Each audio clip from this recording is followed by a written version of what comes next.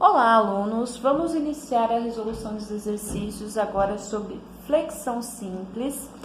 Esse exercício tem o seguinte enunciado: para a viga da figura a seguir, determinar os valores máximos da tensão de cisalhamento e da tensão normal. Então, vamos lá. Então, alunos, eu reproduzi aqui o desenho, tá, do nosso exercício. Então, trata-se aí de uma viga, tá, biapoiada, tem um carregamento concentrado de 40 kN e uma carga distribuída de 40 kNm. A viga tem um comprimento total de 5 metros. Essa aqui é a seção transversal da viga. Nosso objetivo é encontrar a tensão de cisalhamento máxima e a tensão normal máxima. Bom, nós vamos relembrar das aulas que as tensões normais costumam ser máximas nas fibras mais externas, a que estiver mais distante do centróide. E, por outro lado, a tensão de cisalhamento, ela costuma ser máxima nas regiões próximas ao centróide. E aí a gente vai ver como fica isso nesse exercício, onde a largura varia, tá? Então, vamos calcular isso. Nosso primeiro passo na resolução do exercício, assim como, na maioria deles, é o cálculo das reações de apoio. Então, vamos começar com as reações de apoio.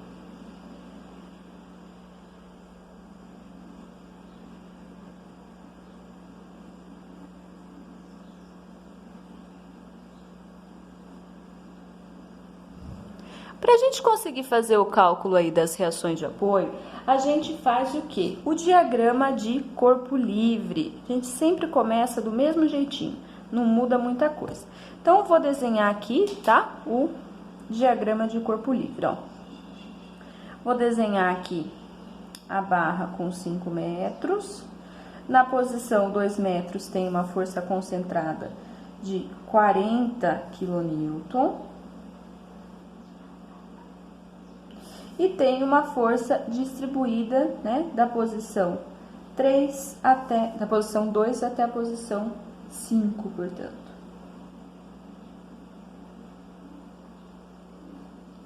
Vamos pensar que a gente está considerando, um eixo X aqui, com a origem aqui na seção A.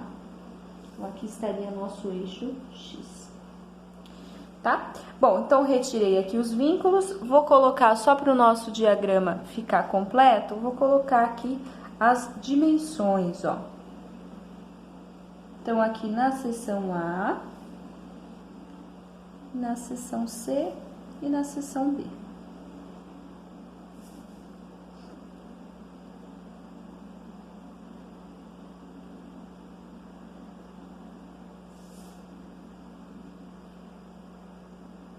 Então, na seção A até a seção B temos 2 metros, da seção B até a seção C temos 3 metros.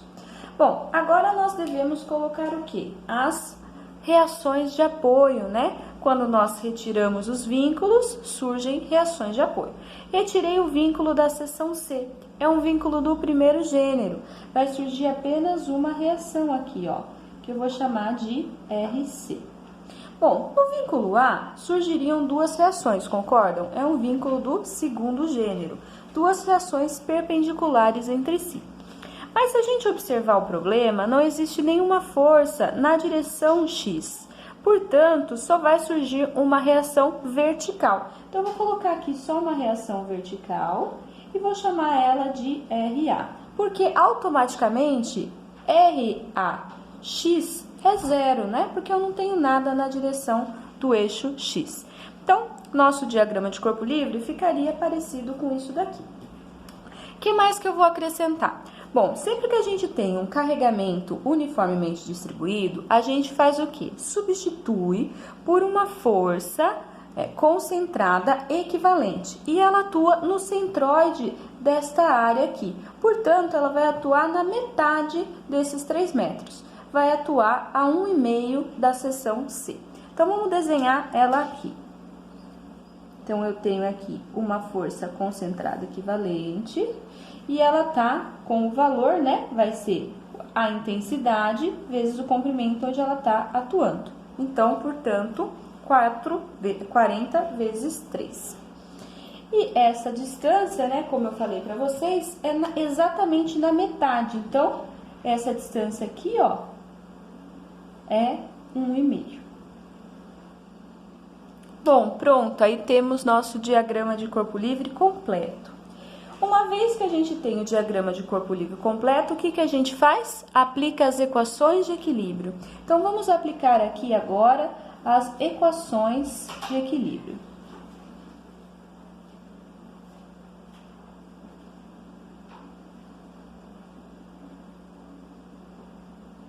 Bom, relembrando, quais são mesmo as nossas equações de equilíbrio? As equações de equilíbrio são somatória de forças em x, somatória de forças em y e somatória de momento. A gente já viu que na direção x não temos nada, então restou aí duas equações de equilíbrio para a gente utilizar.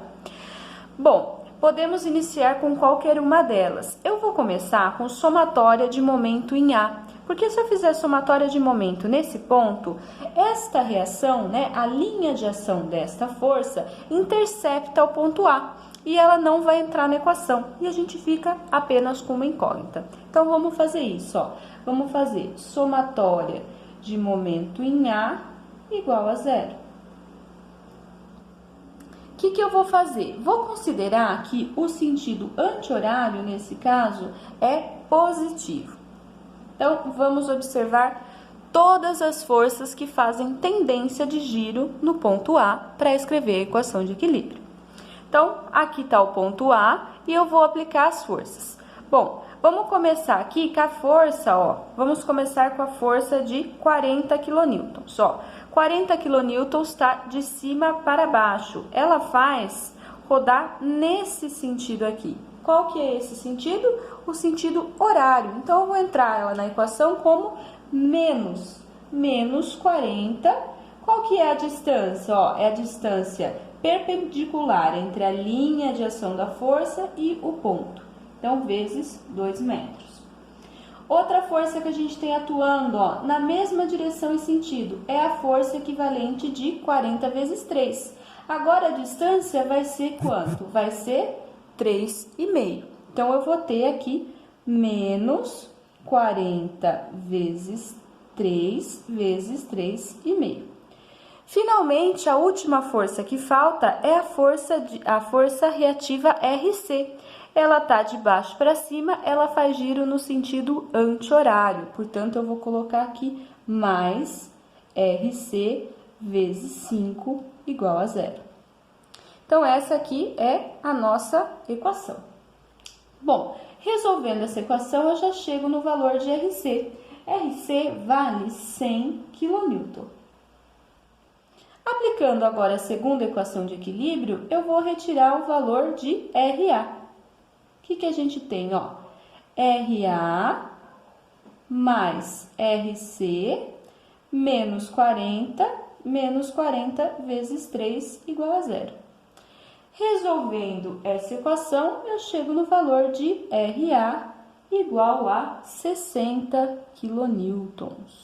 Então, já temos aqui dois valores descobertos.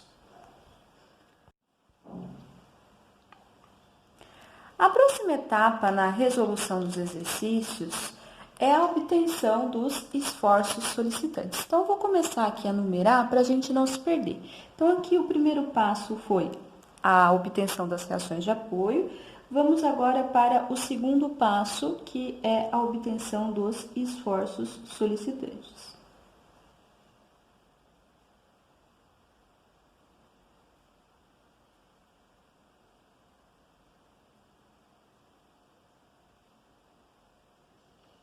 Então, vamos lá, vamos relembrar como é que a gente fazia para obter os esforços solicitantes. O que a gente tinha que fazer? A gente usava o método das seções. Vamos continuar, então, utilizando o método das seções. que a gente faz no método das seções? A gente verifica quantos cortes hipotéticos a gente precisa fazer, né? Para que a gente consiga descrever os diagramas tanto de momento fletor como de força cortante. Bom, como a gente tem uma força concentrada aqui, a gente precisa fazer um corte antes e um corte depois dessa força concentrada. Aqui eu tenho uma força distribuída, apenas um corte é suficiente. Então, quantos cortes a gente vai precisar fazer nessa estrutura? Vamos precisar fazer 2 cortes. Então, eu vou fazer aqui, ó, 2 cortes serão suficientes. O primeiro corte e aqui um segundo corte. Dá para enxergar aí? Temos, então, 2 cortes. Vou continuar mantendo aqui o eixo X da mesma maneira que eu indiquei ali, né? Então, o nosso eixo X, ele tá aqui, ó, com a origem em A, da esquerda para a direita. Então, vamos lá. Vamos para para a avaliação dos esforços solicitantes em cada um dos cortes. Então, vamos escrever aqui, ó. Nosso primeiro corte é o corte 1. Então, vou escrever aqui, ó, corte 1. O corte 1 vale para que trecho? Vale para o trecho AB. Vale, então, no trecho AB. Bom, no trecho AB, quanto que vale X? Só para a gente deixar claro aqui indicado, ó. O X vai variar de 0 até 2. Então, eu vou escrever exatamente aqui, ó. Então, a validade desse corte é de X de 0 até 2. 2 metros. Bom, então, vamos lá. Então, a gente pode, quando faz o corte, analisar a porção da esquerda ou analisar a porção da direita. Fica muito mais fácil aqui a gente analisar a porção da esquerda. Então, eu vou desenhar só a porção da esquerda. O que a gente tem aí na porção da esquerda? Bom, a gente tem aqui, ó, um pedacinho de viga. Aqui tá a nossa seção fictícia.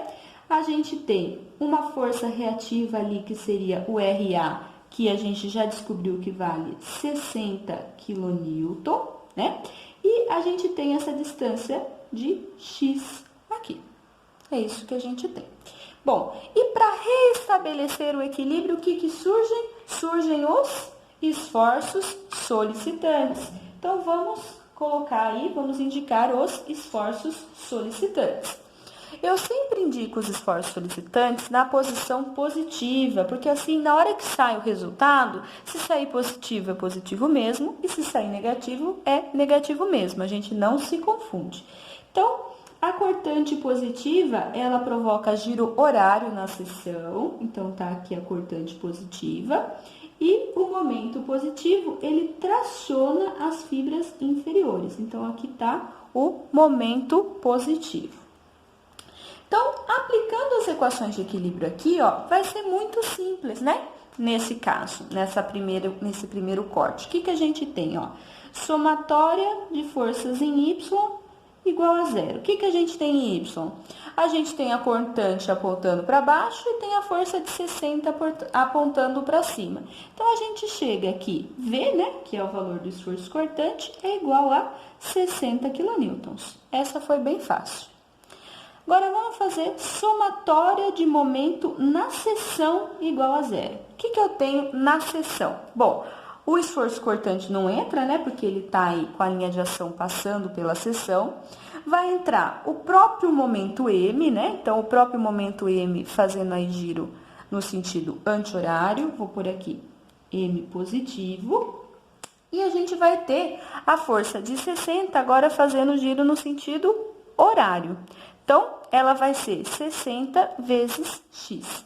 Então, vai ser menos 60x igual a 0. Só para deixar aqui a equação pronta, a gente fica com m igual a 60x. Para esse corte foi bastante simples, né? Não temos aí muitas dúvidas. Vamos para o próximo corte, para o corte 2, que vale para o trecho BC. Então, vamos lá no corte 2. Bom, o corte 2, ele tem validade de onde até onde, ó? Do x de 2 até o x de 5, concordam? Ó, vai daqui até aqui. Então, 2 mais 3, 5. Então, vai de x valendo 2 até x valendo 5 metros. Então, 2 até 5 metros. É isso que a gente tem. Bom, agora eu vou desenhar, né? A gente pode optar por avaliar a porção da esquerda ou a porção da direita. Eu vou continuar aqui, ó, olhando a porção da esquerda. Vai ser a minha opção.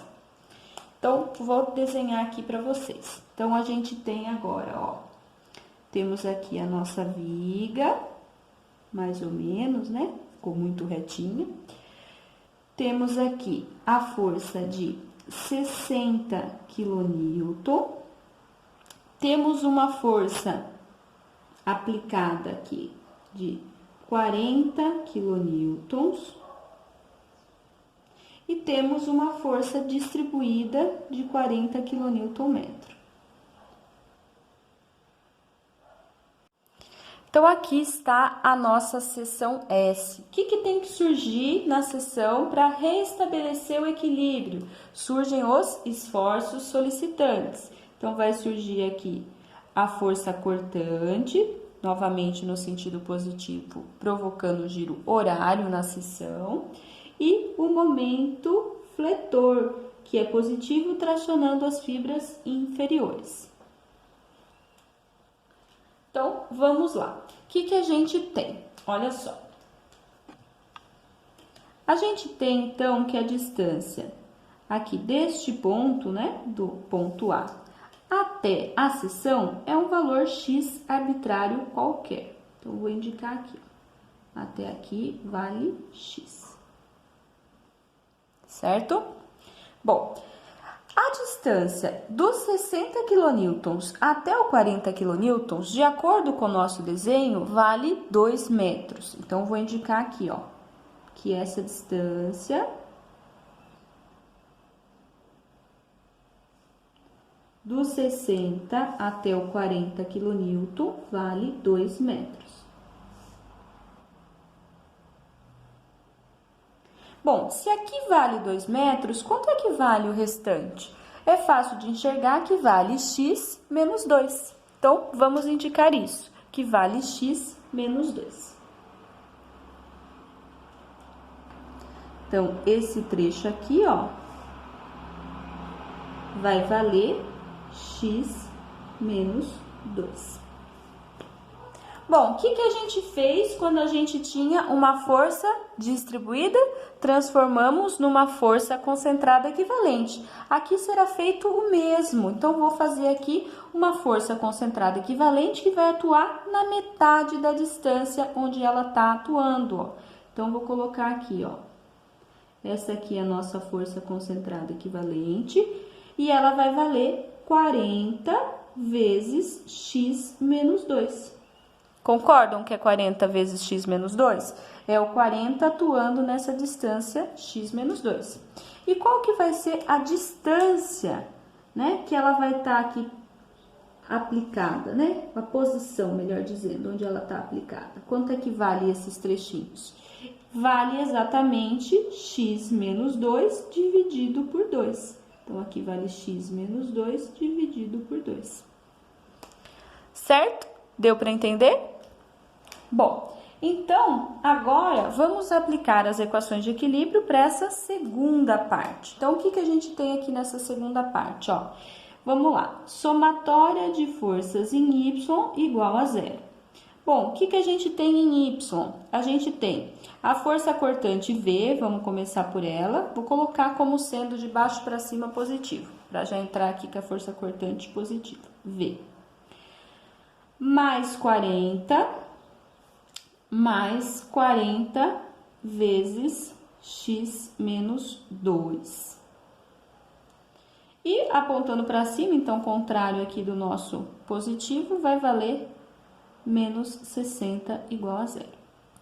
Só, né, para ficar mais fácil pra gente, reescrevendo isso daqui, eu chego que a cortante é igual a 100 menos 40x. Bom, agora vamos para a próxima. Somatória de momento em S igual a 0. O que eu tenho agora? Bom, vamos fazer somatória de momento na seção, então na seção S. E eu vou aplicar todas as forças que fazem tendência de giro na seção S, certo? Então, por exemplo, ó, temos o próprio momento, fletor interno que está aplicado, a gente vai colocar ele. Temos a força de 60, ó. A força de 60, ela faz giro no sentido aqui horário, então eu vou colocar negativo. Então, esse aqui, ó, faz giro no sentido anti-horário, vou colocar M menos 60. Qual que é a distância? Ó, a distância é X. Mais, olha só, a força de 40 tá de cima para baixo, ela faz giro nesse sentido, ó. Vou fazer um pouquinho mais para cima. Ela faz giro nesse sentido. Então, ela faz giro no sentido anti-horário. Então, vou colocar aqui positivo, no mesmo sentido do momento M. Então, vai ser 40 e a distância que ela tá é x menos 2. Mas, agora, essa força concentrada equivalente, 40 vezes x menos 2, vezes quem? Vezes a distância, ó. Agora, a distância é x menos 2 dividido por 2. Tudo isso tem que ser igual a 0. Aí, é só a gente reescrever, né, esta equação para que a gente obtenha o valor da equação de momento para o trecho BC. Reescrevendo, eu cheguei a isso aqui, ó, menos 20x² mais 100x. Vejam só, tá tudo de acordo com o que a gente aprendeu nas primeiras unidades sobre esforços solicitantes. No trecho onde eu não tenho carregamento distribuído, tenho força cortante constante e momento variando linearmente. No trecho onde eu tenho aqui uma força uniformemente distribuída, a cortante varia linearmente e o momento varia de forma quadrática. Vamos agora desenhar o diagrama aqui dos esforços solicitantes. Então, vou desenhar aqui nessa primeira linha que eu fiz, eu vou desenhar o esforço cortante na unidade quilonewton. Então, vamos aplicar aqui, ó. Para esse primeiro trecho é bastante fácil, ó. Eu tenho aqui a cortante vale 60 kN constante em todo o trecho. Então, eu vou ter aqui, ó, o valor de 60 kN constante para todo o trecho. Então, espera lá, deixa eu desenhar aqui o eixo da viga. Eu vou considerar positivo para cima do eixo. Então, aqui até o trecho AB, eu vou ter um valor constante de 60 kN.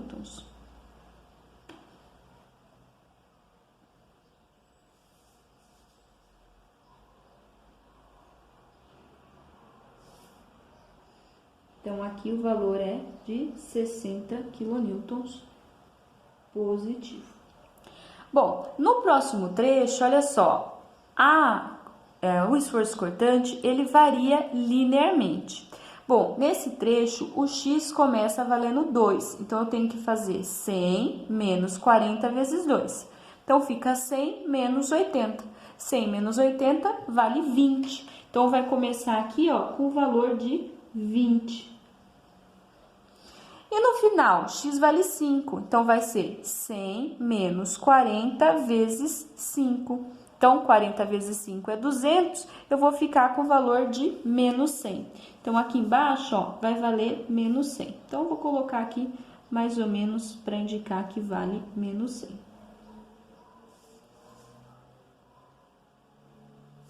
Então, aqui vale 100 e aqui é negativo. Então, esse aqui é o diagrama de esforço cortante para a nossa viga. Vamos agora fazer o diagrama de momento fletor. O que a gente tem para o diagrama de momento fletor? Bom, a gente tem aqui, ó, que no primeiro trecho ele varia linearmente, então ele é uma reta, a gente precisa só de 2 pontos. Bom, o primeiro ponto para x igual a 0, ele vale 0, como a gente imaginava. E para o ponto agora, x igual a 2, ele vale 120, 60 vezes 2. Então, eu vou indicar aqui, ó, nessa posição, então, exatamente na posição B, eu vou indicar que aqui vale 120.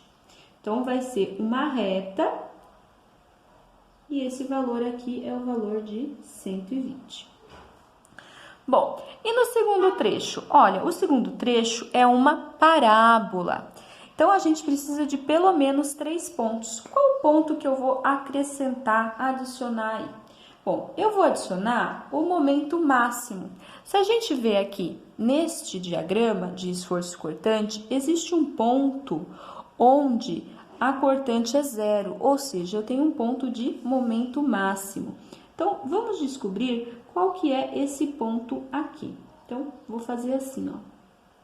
Qual que é essa distância aqui? A distância de B até esse ponto onde a cortante vale 0. Vou chamar aqui de X. O que a gente pode fazer para descobrir esse X? Uma semelhança de triângulos, ó. Eu tenho um triângulo aqui pequenininho e tenho um triângulo maior aqui. Então, fazendo essa semelhança de triângulos, a gente descobre quanto que é o momento máximo. Então, eu vou escrever aqui embaixo, ó. Estou interessada agora em encontrar o momento máximo. Para encontrar o momento máximo, vou fazer ali a semelhança de triângulos. Então, 20 está para X.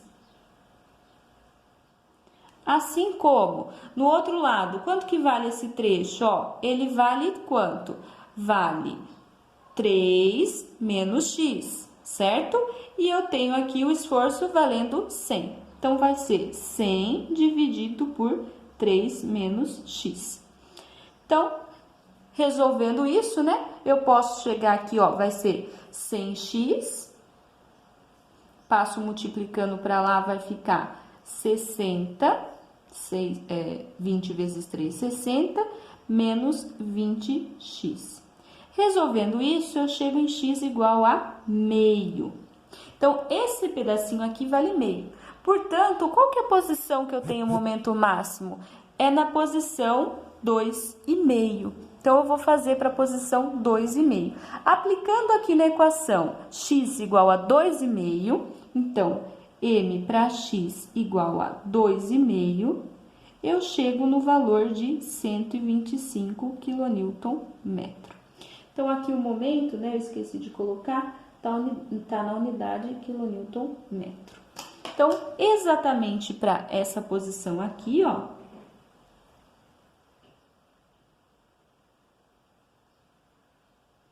eu tenho o valor do momento um pouquinho maior, valendo 125. E nesse trecho aqui é descrito por uma parábola. Então, vou tentar desenhar aqui uma parábola, né? Não vai ficar muito boa, mas vou desenhar aqui uma parábola. Aqui deveria estar em perfeita concordância, tá? Então, eu teria 3 pontos aí para desenhar. Tem esse ponto, esse e esse ponto. Então, esse seria nosso diagrama de esforço solicitante, tanto para o esforço cortante, quanto aqui para o momento fletor. O que a gente observa? Que nessa viga eu só tenho momento positivo, então as fibras inferiores estão tracionadas. Então, eu tenho aqui para toda a viga, momento maior que 0, então tração na face inferior.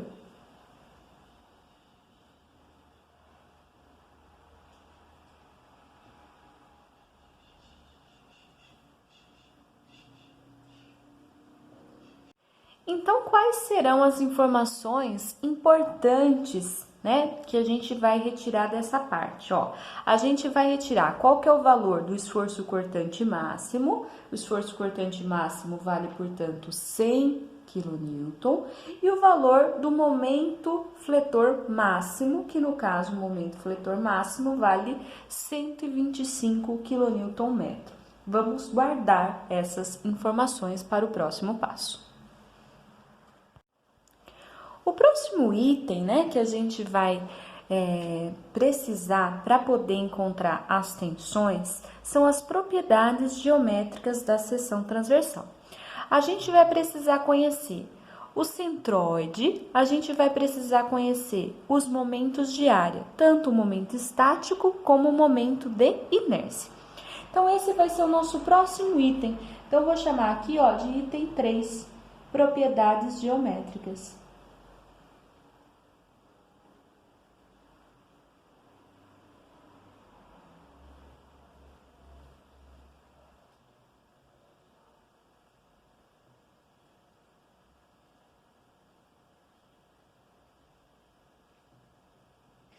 O primeiro deles, né, primeiro aí dentro das propriedades geométricas que a gente vai encontrar é o centroide. Então, vamos lá para o centroide.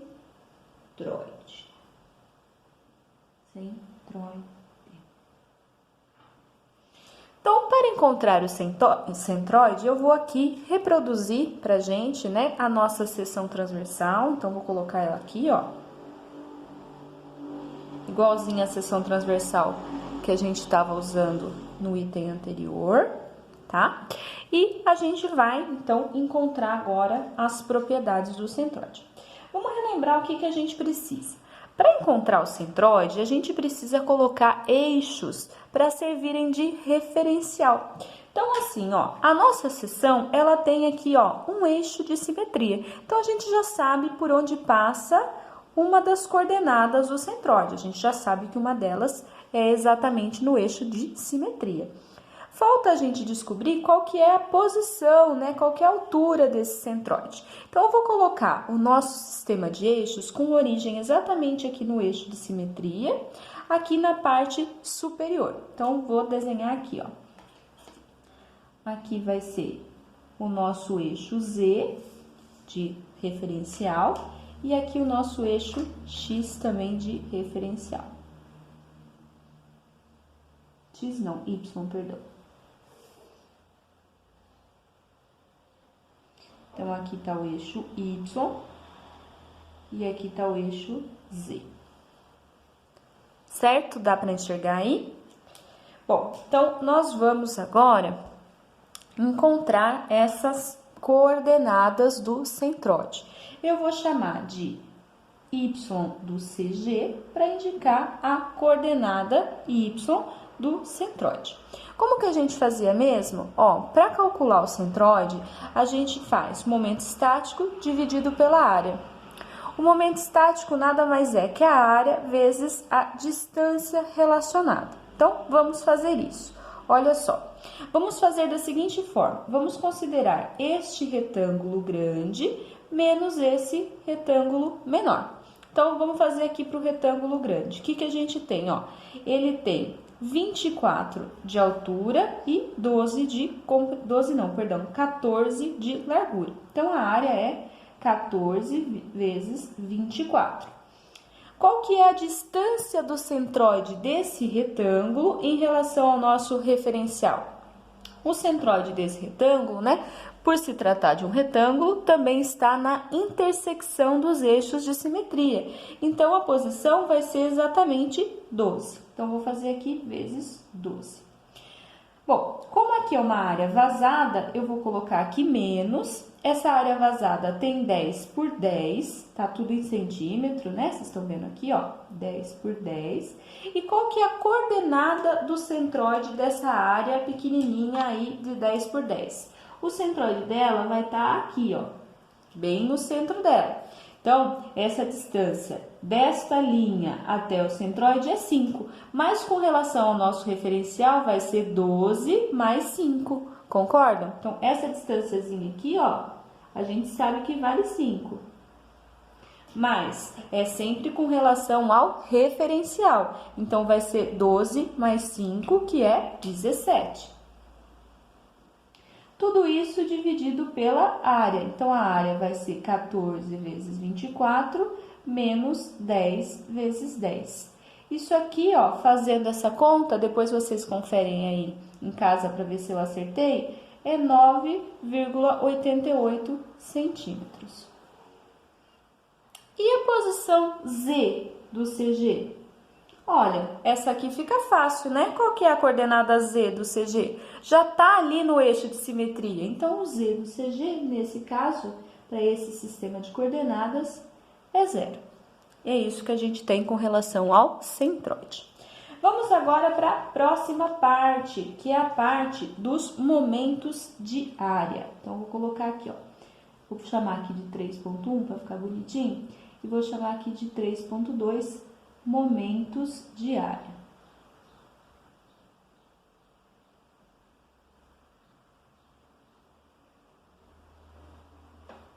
Aí, dentro de momentos de área, a gente calcula o momento estático e o momento de inércia. Então, vamos desenhar a figurinha novamente. Então, vou pegar aqui novamente a nossa seção. Vou colocar ela aqui, ó, pra gente poder trabalhar com ela. Peraí, ficou torto.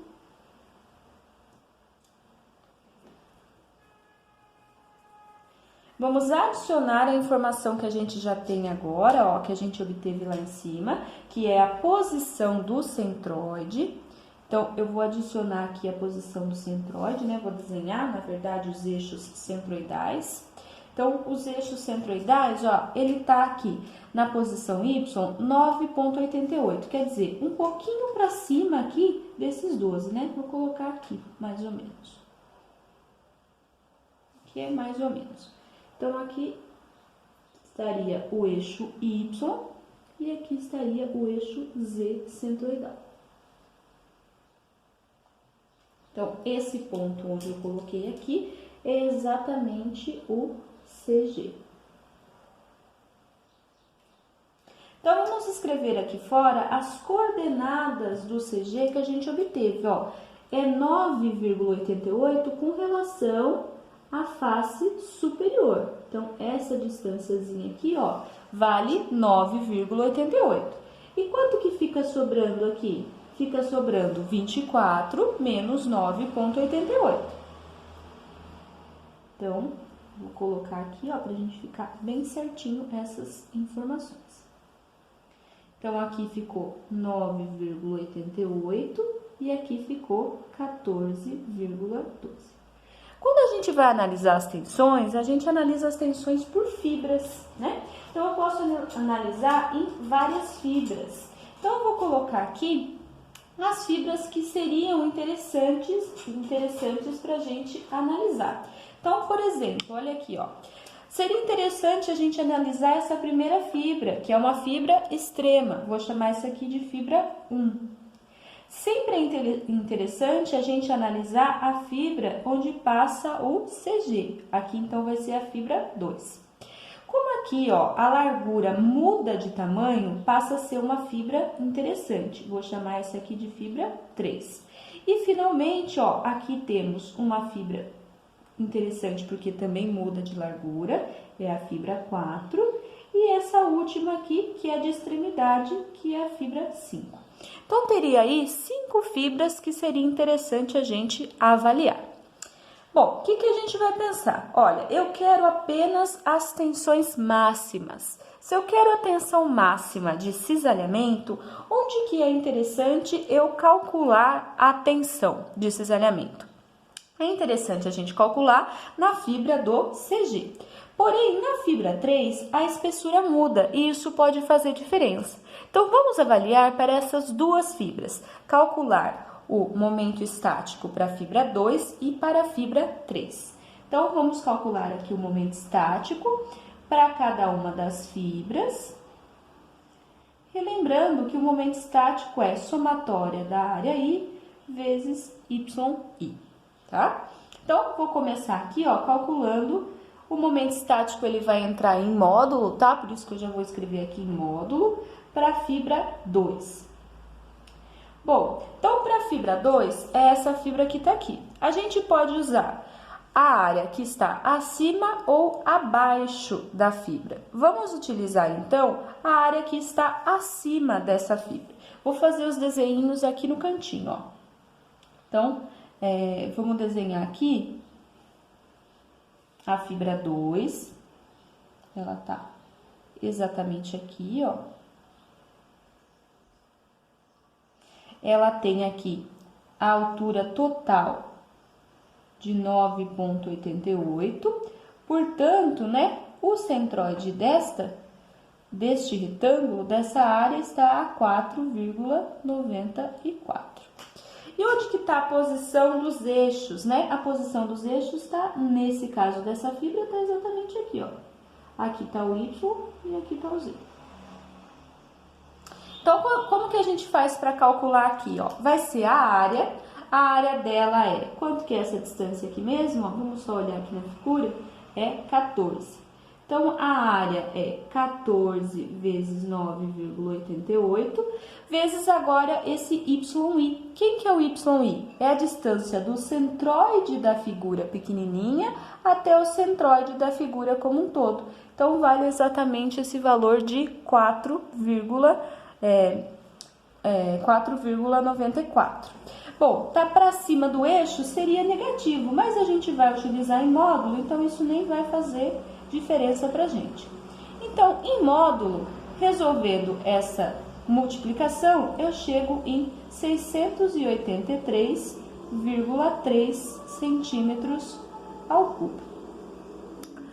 Bom, próximo passo agora é a gente calcular o momento estático para a fibra 3. Vamos calcular o momento estático para a fibra 3. Bom, então vamos olhar a fibra 3. A gente pode olhar a área acima ou abaixo. Se eu olhar a área acima, como o eixo ele está aqui no meio da área, vai ter uma parte com Y positivo e uma parte com Y negativo. Isso às vezes pode acabar confundindo. Então eu vou pegar a área abaixo da fibra 3 para a gente fazer a análise. Então eu vou desenhar aqui, ó, vou usar a régua para ficar mais bonitinho. Vou desenhar a fibra 3. A área abaixo da fibra 3.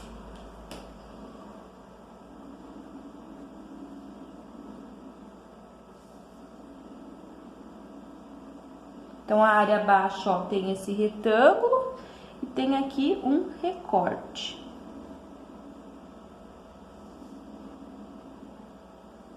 Esse recorte vai entrar negativo nas nossas contas, claro.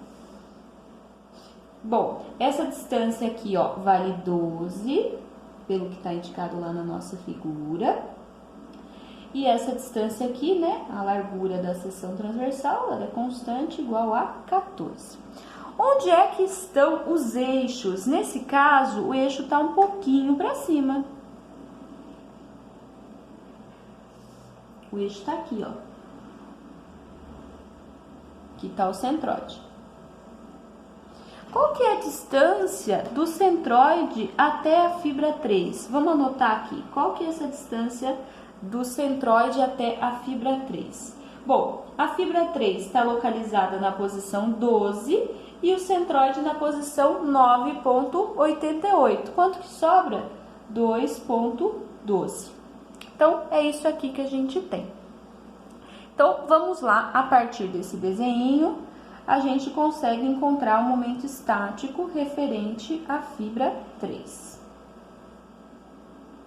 Então, o que que a gente vai ter? Ó, a área, vou fazer a área do retângulo maior menos a área do retângulo menor, né? Então, o momento estático, perdão, do retângulo maior menos o momento estático do retângulo menor. Então, vai ser 14 vezes 12 vezes... quem? A distância desse retângulo maior até o centroide. Então, a distância aqui, ó, onde que estaria o centroide desse retângulo maior? Ele estaria aqui na posição 6.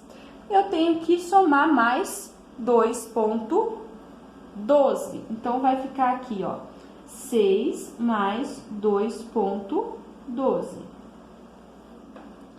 Bom, o retângulo aqui está vazado, então vou colocar menos. A área é 10 vezes 10, está indicado aqui na figura. 10 vezes 10. E qual que vai ser a distância? Ó, o centroide desse retângulo menor, ele está aqui. Ele estaria na posição 5, como a gente já viu, né? Essa distânciazinha aqui, ó, a gente já viu, ela vale 5.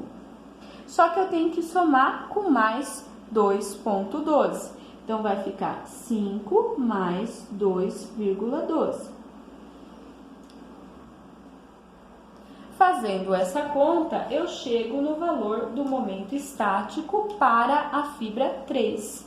Este valor é de 652,2 centímetros ao cubo. Então, encontramos aí o momento estático. O que falta agora? Falta a gente encontrar o momento de inércia. A gente vai fazer o momento de inércia em relação a qual eixo?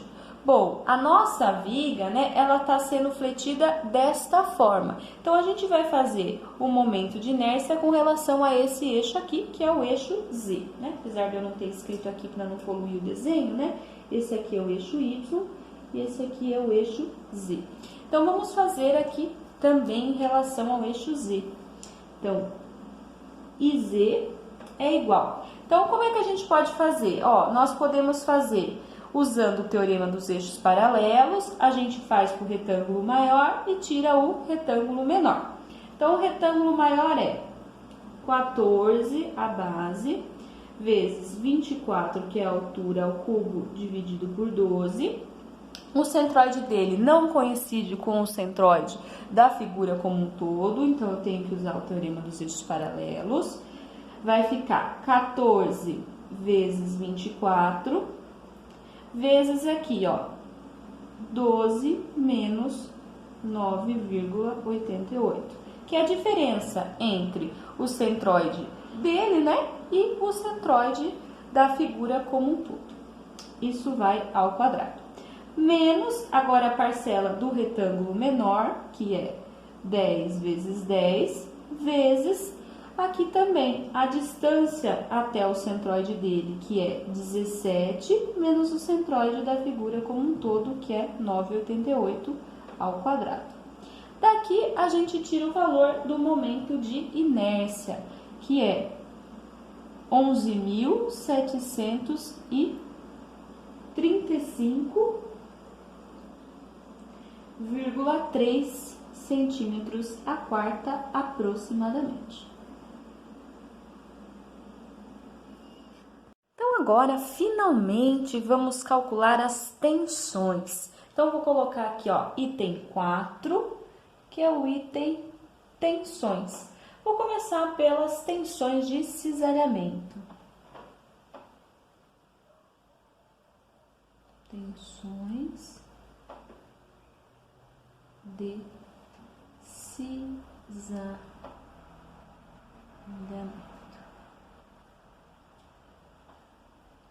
Bom, se a gente pensar aí no que a gente desenvolveu na etapa anterior, a gente vai lembrar que as fibras onde poderia ocorrer a tensão de cisalhamento máxima seriam as fibras 2 ou 3. Então, nós vamos pensar justamente nessas fibras 2 ou 3. Só para a gente não esquecer a seção transversal, vou deixar aqui, ó, a seção transversal aqui embaixo, para a gente lembrar bem dela, ó.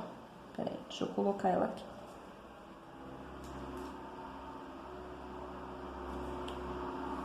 Indicar as fibras que a gente conversou, ó. Então, deixa eu deixar aqui indicado para a gente relembrar o que a gente tinha feito na parte anterior. Então, ó, aqui a gente tinha a fibra 1, a fibra 2 está exatamente no CG, e a fibra 3 está aqui nessa transição, e a fibra 4 nessa outra transição, e a fibra 5 aqui. Então, vou deixá-las indicadinhas aqui, ó. Fibra 1, fibra 2, fibra 3, fibra 4 e fibra 5. Bom, o que a gente tem aqui, então, na posição da fibra 2? A gente tem o centroide. Então, vou colocar aqui, ó, o CG com os eixos. Eixo Y indicado aqui de cima para baixo como positivo, que foi como a gente fez a dedução das equações. E aqui o eixo Z. Certo?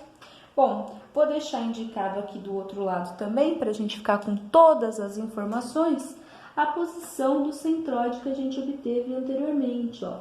A gente obteve que essa posição aqui era da fibra mais superior até o centroide 9,88 e ficava sobrando justamente aqui 14,12.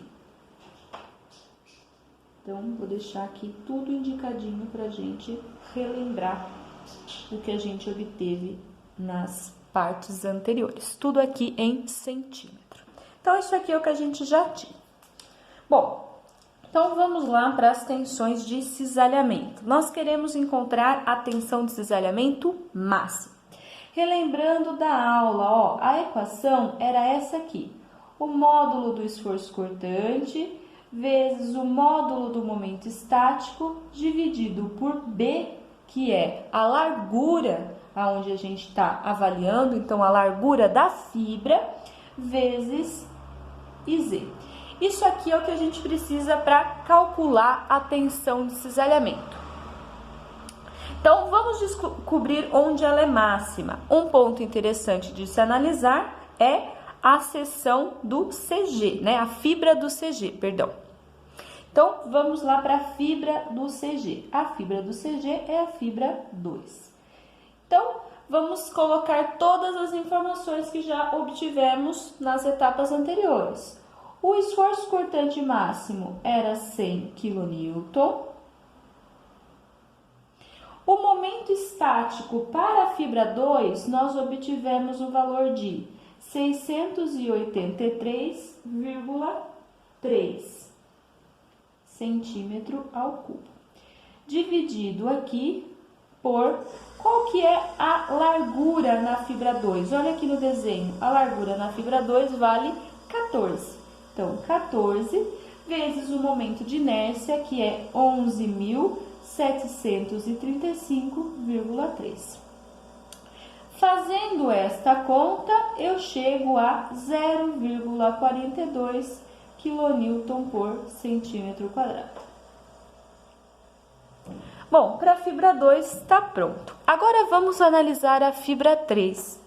Ó, a fibra 3 é essa aqui. Existe uma descontinuidade. Eu tenho um valor de tensão acima da fibra 3 e um valor de tensão abaixo da fibra 3, de acordo com a largura que eu vou considerar. Concordam? Que eu posso considerar na fibra 3 a largura de 14 ou a largura de 2 mais 2. Vamos fazer as duas só para vocês verem como fica. Então, aqui, ó, tensão na fibra 3, vou escrever aqui, ó, acima. Então, acima eu consideraria uma largura de 14. Então, de novo, ó, 100 é o valor máximo do esforço cortante. O valor do momento estático que a gente obteve para a fibra 3 é de 652,2 centímetros ao cubo, dividido, como eu estou considerando acima, eu vou colocar aqui, ó, 14 vezes 11.735,3. Bom, é claro que a gente vai obter um valor menor, né? Porque se a gente comparar aqui o valor do momento estático, vai dar um valor menor. Bom, vamos fazer agora o valor para a fibra 3 abaixo, que é o que a gente está interessado mesmo, porque é aí que tem essa descontinuidade, esse valor diferente de largura. Então, vamos colocar todos os valores. 100 é o valor do esforço cortante máximo. O momento estático para essa fibra, 652,2. Só que agora a largura abaixo vai ser 2 mais 2, que é a largura que a gente tem aqui, onde vai estar atuando as tensões de cisalhamento. Então, vai ser aqui 4, vezes 11.735,2. Se a gente fizer essa conta, olha só quanto dá. Dá 1,39 kN por centímetro quadrado. Então, dá um valor aí pra gente bem maior do que o valor que a gente obteria no centroide. Por isso que é importante a gente avaliar, né? Para encontrar a tensão de cisalhamento máxima, vai depender do valor aqui do momento estático, mas também do valor da largura. A razão entre eles é fundamental na hora que a gente vai definir isso. Bom, nosso próximo item agora é encontrar a tensão normal máxima. Então, essa aqui foi a nossa tensão de cisalhamento máximo, ó. Agora, vamos para a tensão normal máxima.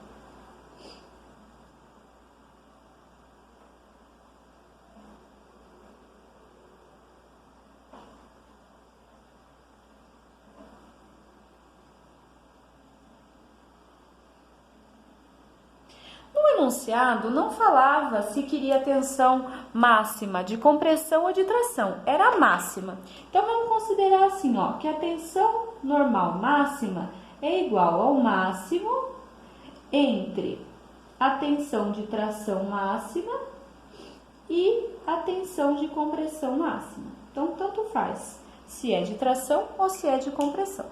Então olhando aqui, ó, é sempre nas extremidades, né? Onde eu tenho maior valor de Y. Onde eu tenho Y máximo? Eu tenho Y máximo para a fibra 5. Então, basta a gente avaliar a fibra 5, onde eu tenho o valor aí de Y máximo. Então, a tensão de cisalhamento máxima vai ser dada pelo momento vezes Y máximo dividido por I Z. Então, substituindo aí, ó, tô fazendo tudo em centímetro, então vou pegar aquele momento que a gente obteve de 125 kNm e vou multiplicar por 100 para encontrar por kN centímetro. Então, vou ficar com 12.500 kN centímetro. O valor de Y máximo vai ser essa distância aqui, ó, que é a distância para a fibra 5. Na fibra 5, Y vale 14,12. Dividido pelo valor de IZ, que vale 11.735,3. Resolvendo essa conta, eu chego aí no valor máximo da tensão normal. Então, o valor máximo da tensão normal vai ser de 15,04 kN por centímetro quadrado. Então, esse aqui vai ser o nosso valor máximo. Bom, só isso já responde o nosso exercício. Mas para ficar completo, vou desenhar aqui para vocês como que ficaria a distribuição de tensão na seção transversal. Então, vamos fazer isso, ó. Então, aqui está a seção transversal. Eu vou desenhar aqui, fazer algumas linhas para me ajudar.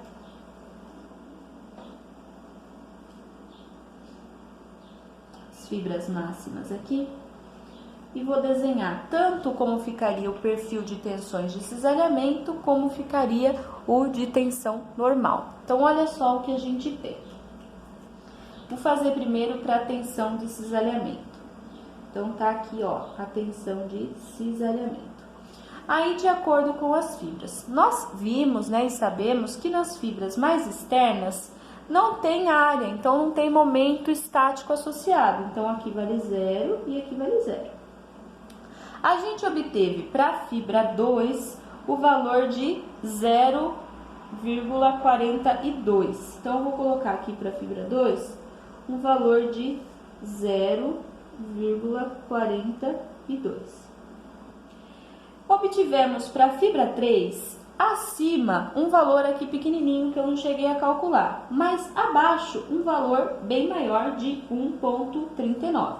Então, tem um valor pequenininho e tem um valor abaixo que ele vale aí bem mais, vale 1,39.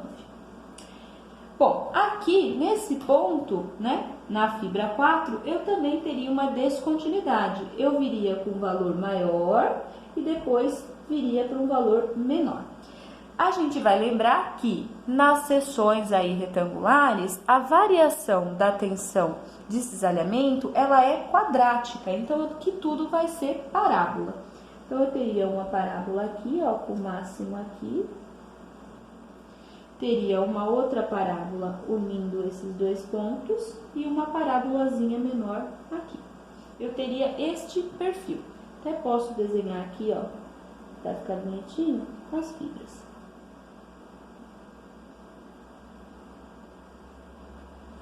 E os valores que eu indiquei são os valores conhecidos que a gente calculou, né?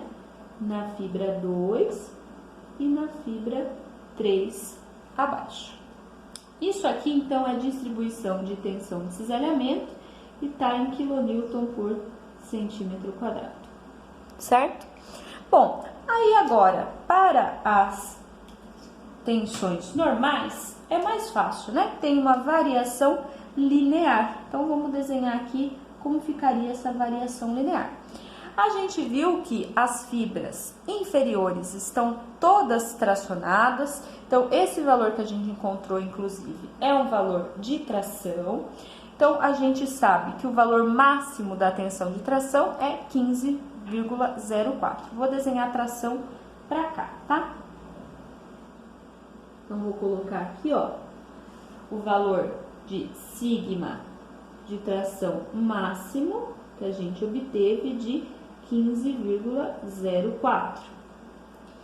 Onde é a linha neutra? Vimos que nas seções simétricas, a linha neutra passa pelo centróide. Então, a linha neutra vai estar aqui, ó, na fibra 2. Aqui é a posição da linha neutra. Isso aqui tem uma variação linear. Então, vai fazer isso daqui.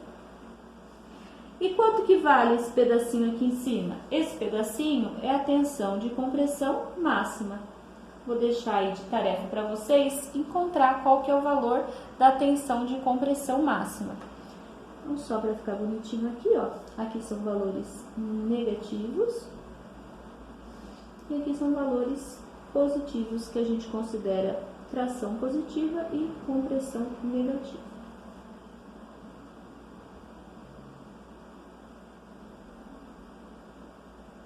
Então, isso aqui está mostrando pra gente as tensões sigma, né? E elas estão também na unidade kN por centímetro quadrado. Então, aqui a gente tem desenhado a distribuição de tensões na seção transversal, tanto para a tensão normal quanto para a tensão de cisalhamento. Então, percebam isso. Na tensão de cisalhamento, eu tenho os máximos nas extremidades e para a tensão normal, eu tenho os máximos nas extremidades e para a tensão de cisalhamento, o máximo vai estar na região do centróide. A gente tem que fazer essa pesquisa. Então, é isso. Obrigada, pessoal.